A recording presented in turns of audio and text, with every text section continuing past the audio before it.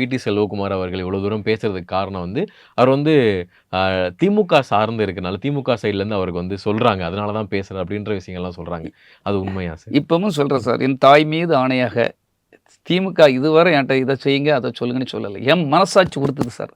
இது என் தமிழினம், என் தமிழர்கள், என் சகோதரர்கள், என் சகோதரிகள். நாளைக்கு அவங்கலாம் தெருவில் நிப்பாங்க சார். இன்னைக்கு ஒரு மதுரையா இப்ப கடைசியில் நடந்த மாநாட்டில் அங்கே பிரச்சனையாகி 15 பேருக்கு அரெஸ்ட் ரசிகர்கள். அதில் 6 பேருக்கு பார்த்தீங்களா, 6 பேர் ஒருத்தங்க காலேஜ் படிக்கிற பையன் எஃப்ஐஆர். அதில் ஒரு பையன் வெளிநாட்டுக்கு போகக்கூடிய பையன், ஒரு பையன் வேலைக்கு போகக்கூடிய பையன். அதில் 6 பேர் இப்படி நிற்கிறாங்க. அவங்க மேலே எஃப்ஐஆர் போட்டால் யாரும் வெளிநாட்டுக்கு போக முடியாது, படிக்க முடியாது, செய்ய முடியாது. அவங்க வாழ்க்கையே கேள்விக்குறியாக இருக்குது. 6 பெற்றோர்களும் கண்ணீரும் கவலையுமாக லாயர் அப்படி அவனப்படி இவனப்படி எஃப்ஐஆர் போட்டால் வாழ்க்கை போயிடுமே, பையன் வாழ்க்கை போயிடுமே பதறாங்க சார். நீங்கள் இத்தனை ஒரு நிமிஷத்தில் வந்து நிற்பாங்க, அத்தனை நிமிஷத்தில் வந்து நிற்பாங்க. என் தலைமை அப்படி வருவான் இப்படி. எவனா வந்தீங்களா? ஃபோன் பண்ணியிருக்காங்க, ஒரு சுடுகுஞ்சு அந்த ஃபோன் எடுக்கலையா?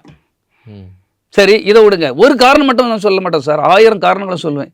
இந்த பையன் ஒருத்தன் ஒரு பால் விற்கிறவர், அந்த ஆள் பார்த்தீங்கன்னா தெரியும் சார், ஒருத்தர் தஞ்சாவூரில் பால் விற்கிற ஒரு பையன். சரி, அவர் பையன் காலேஜ் போகிறேன்னு சொல்லி ஏமாற்றிட்டு ஏதோ போயிட்டான், அவன் மேலே உள்ள கிரேஸில் போயிட்டான்.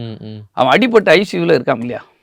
ஒரு வார்த்தை அந்த பையனை பார்த்து என்ன உங்கள் அப்பா அந்த பாவம் இல்லை அவரே அதுக்காக அந்த பையனுடைய அப்பா வந்து பால் விற்கிறவர் கணேசனோ ஏதோ பேர், அவரே சொல்கிறார் பேட்டியில், இப்போ தான் என் ஒய்ஃபுக்கு ஒரு ஆப்ரேஷன் 12 லட்சம் ரூபாய் செலவழிச்சிட்டு நடு ரோட்டில் நிற்கிறேன். இப்படி என் பையன் இப்படி தருதலை மாதிரி போய் இப்படி விழுந்துட்டான், போகாத, அவன் வரமாட்டான், அவனை நம்பாதேன்னு சொன்னேன், கேட்காம போனான். இன்னைக்கு பாருங்க நான் கஷ்டப்படுறேன். என் பிள்ளையை நான் எப்படி விட்டுட்டு போக முடியும்? கடனை எங்கேயாவது வாங்கியாவது அவனை காப்பாற்றுங்கிறாரு.